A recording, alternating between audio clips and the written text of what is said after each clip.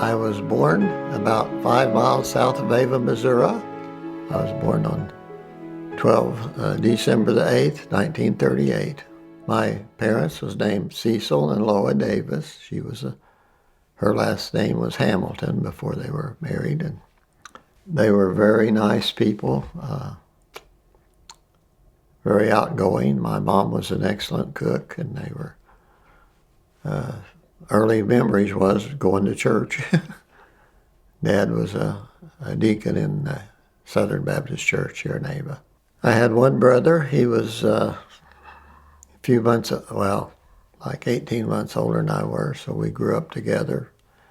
And like two boys, we'd get into spats once in a while, but of course he was bigger, so when we got into scuffling little, I had to be pretty mean to hold my own because he was older and bigger. But we had a lot of fun growing up and playing with Jerry Wood was a couple of years younger, and we always liked to go out to Uncle Roy and Aunt Fern's house. But we lived down, as I said, in the country. So my first memories, we had a coal lamp and just no indoor plumbing, no running water. When I was about 6 years old, we moved to Ava, and we had electric lights and a flush toilet, and I couldn't believe the difference it made. I did not know my mother's family because her mother died when she was like 10 years old, and she was raised by her grandparents. But my dad's grandparents, Elmer and Rosie, I spent time with that. Elmer, he was a retired farmer, and he never could drive very well. I know he'd keep burning the clutch out of his Model A. He'd ride it too much, so the garage, they'd have to fix it. But anyway, he could drive horses by G and Haw, but he couldn't drive a car very well. The first car they had, my dad and his younger brother Herman, they lived out on Happy Home Road, and the Ford dealer in Ava had a junkyard full of Model Ts. They'd become kind of worthless after the Model A come out, but anyway. So yeah, Dad was in study hall with the Ford dealer's son, so he asked him, said, if Herman and I could take pieces and parts and make two Model Ts, one for you and one for us, and his dad said, okay. So that's the first car that my grandfather Elmer ever had, was a assembled Model T Ford. In the summer, they'd go to Chicago and work in asparagus and cutting asparagus. And so the first year when they went up there before the old Ford baited all the way, it burned a rod out. So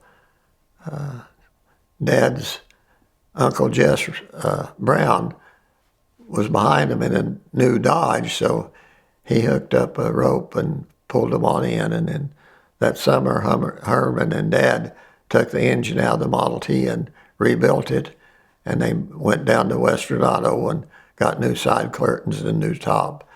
So when harvest was over, they had a better ride back home.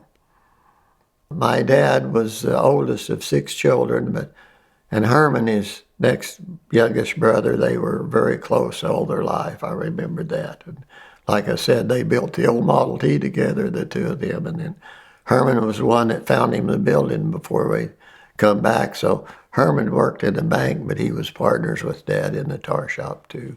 So he did all the book work for him, but they were very close. And Herman had him and grandmother Rosie, they had some, can't think of it, wasn't malaria, but it was something like that. He lost all his hair when he was a young man, and that made him,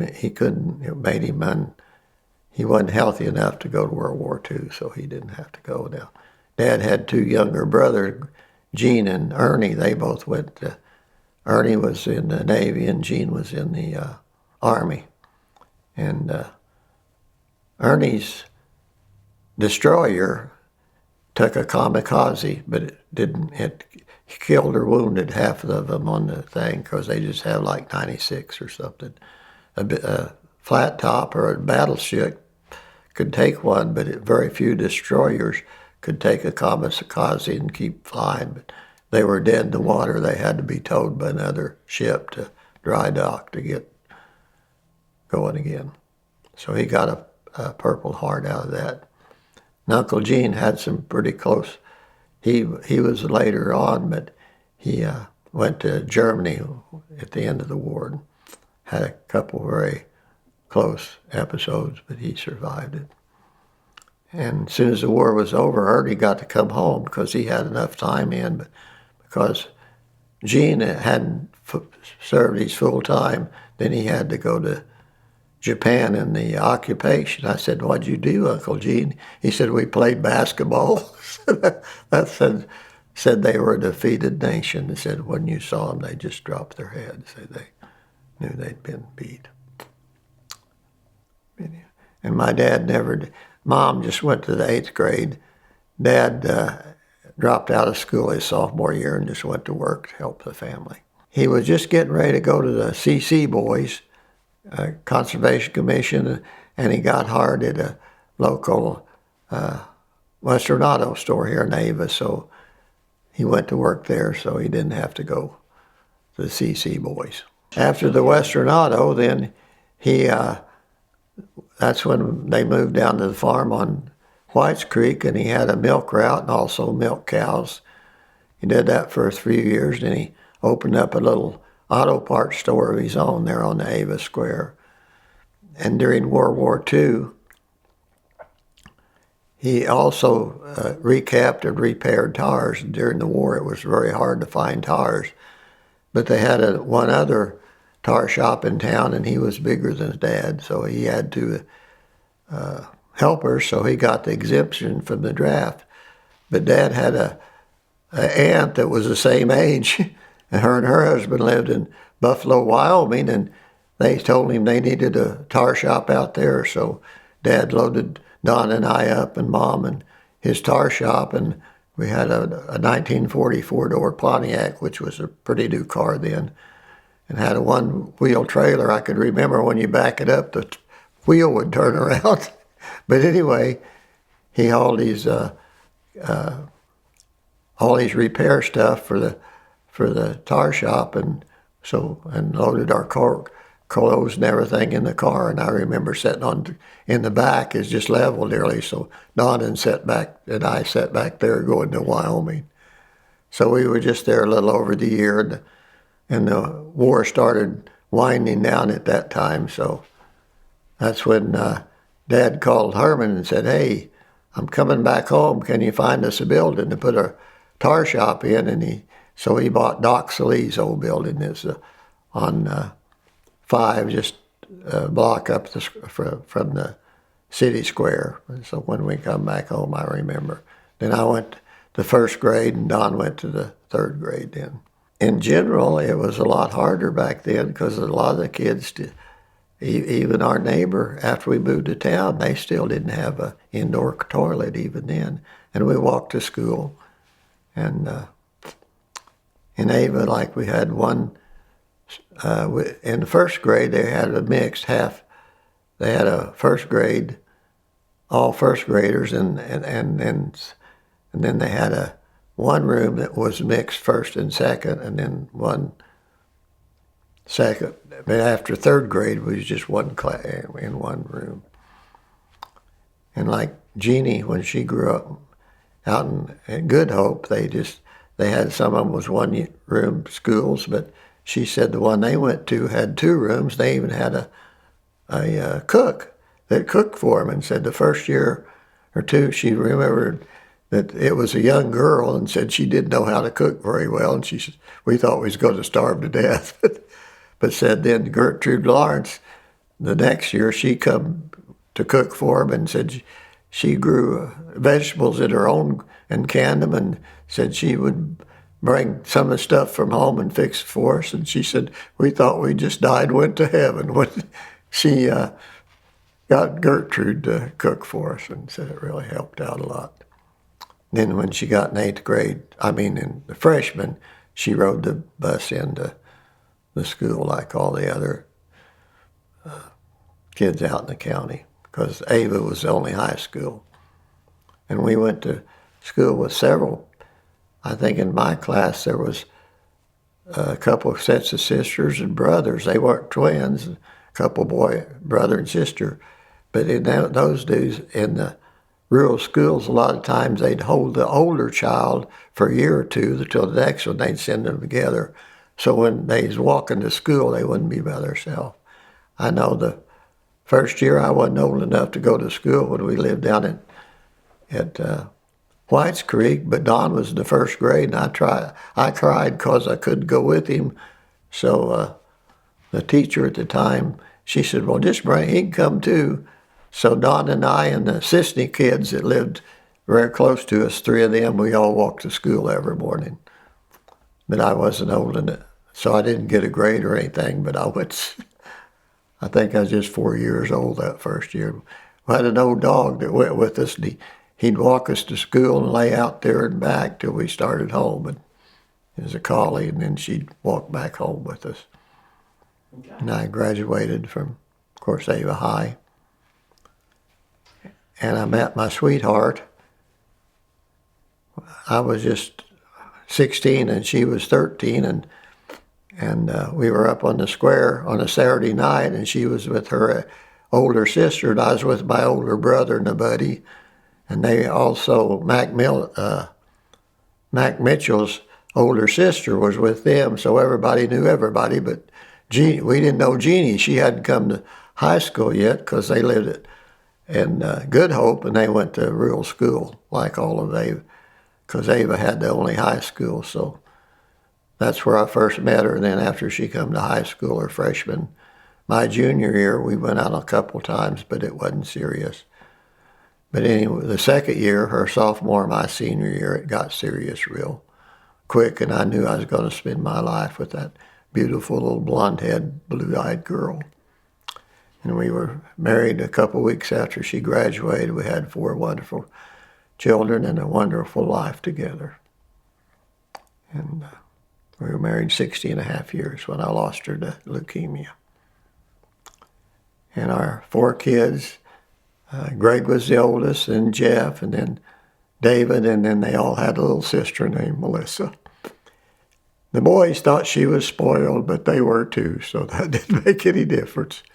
When we was raising the kids, we got into water skiing, so every Sunday morning, Jeannie'd fix the lunch, and we'd get everything ready, and as soon as church was over, we went out the door and jumped in the station wagon with the boat hooked to the back. We went water skiing all summer long.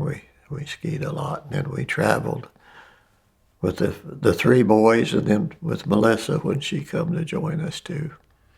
And after the children were up and were gone, we went, a couple from church, Jim and Marge Voiles and us, we went every summer. We'd go to Colorado tour. And I had a good friend, Richard Sylvie, and his wife, Carol. They just had 1 child, Christy, and she was the same age as Melissa. So the boys was already grown and gone. So we made several trips with Richard, Carol, and Christy, with Melissa and Jean and I remember we went to Knoxville to the World's Fair in 1982. That's the first time I saw FedEx. I didn't know we didn't know who they were, but then we know they really got big after that. Jerry Wood and I, we had a track here in Ava, just a little dirt track, and these old flathead Fords, mainly what they run. And he and I built the one to run it, and then Uncle Roy and my dad, he was going to be my mechanic, and I was going to be the driver. So anyway, they said, you can't do that. So we took it apart, and we put the engine in a 38, for me to drive a 38 Ford Coupe. But then when I got older, well, I was 48 years old, actually, and I had my mechanic, Jeff, so I bought me a modified, and I went racing in Lebanon for a couple of years. A lot of those guys have been running for 20 years. I thought I could go out there and run with them, but it took me about a year to catch on. But second year, I won a couple races, and then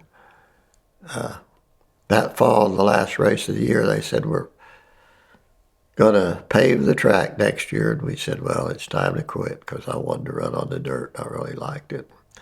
And Jeannie and Jeff's wife, Gwen, they was ready for it. Jeff, he was my mechanic, and Greg, he was our pits man part of the time. And so I think all the wives are ready for us to quit for part of us going to Lebanon every Saturday night.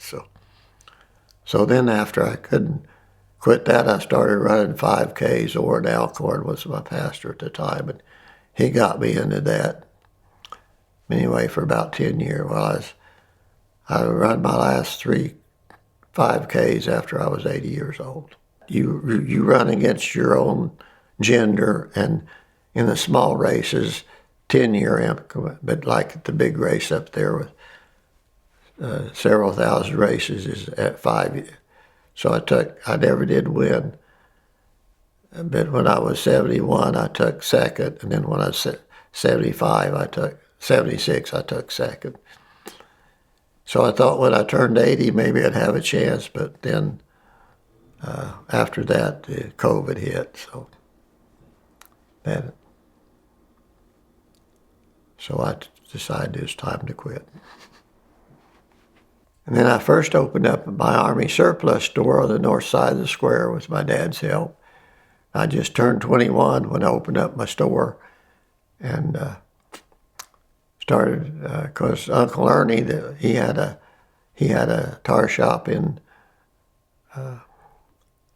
Mountain Grove, and there's an Army surplus store up there close to him, and he said that the guy did a good business. So we found out where he was getting his stuff at St. Louis and Kansas City. So Dad and I went up there and started buying our Army surplus because the Korean War had just ended and the World War II had just been over, 15 years. But anyway, as that started to run out, I had a buddy from the first grade, Richard Sylvie, who had opened up a Midwest auto store in West Plains.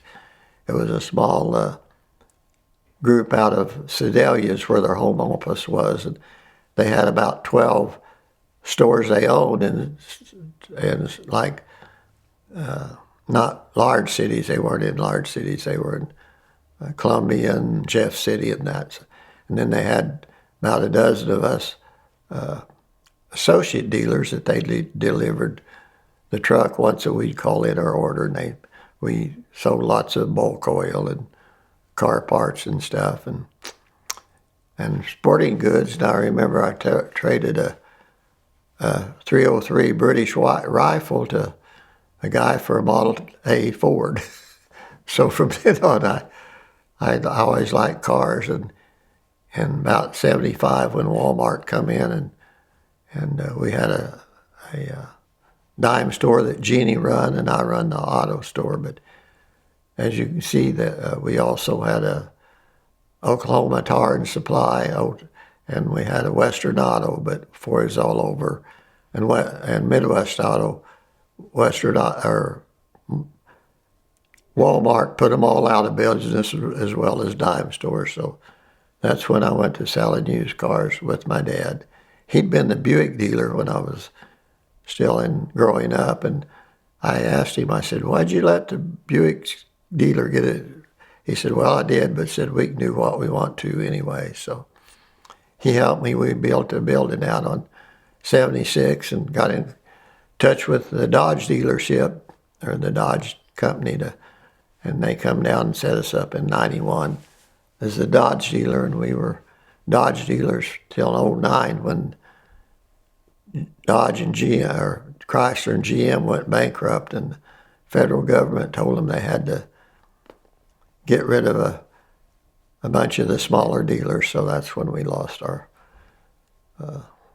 franchise overnight, and then we went back to just selling used cars, and still doing it today with my second son, Greg, and my oldest son, Greg, And the second son, Jeff, he runs our repair shop. It's his now. We split the business, and that's his. And Greg and I sell them, and he fixes them. Well, the two biggest moments on my life was when I lost my dad. We were very close. But when I lost Jeannie, nothing compares with that. Because we'd been, as I said, 2 years of high school and then 60.5 years together. I know my life will never be the same without her. But I have my 4 children and I think 14 grandchildren and 25 great. We got kids all over the place. And they've been a good bunch, and none of them has ever gave me any trouble.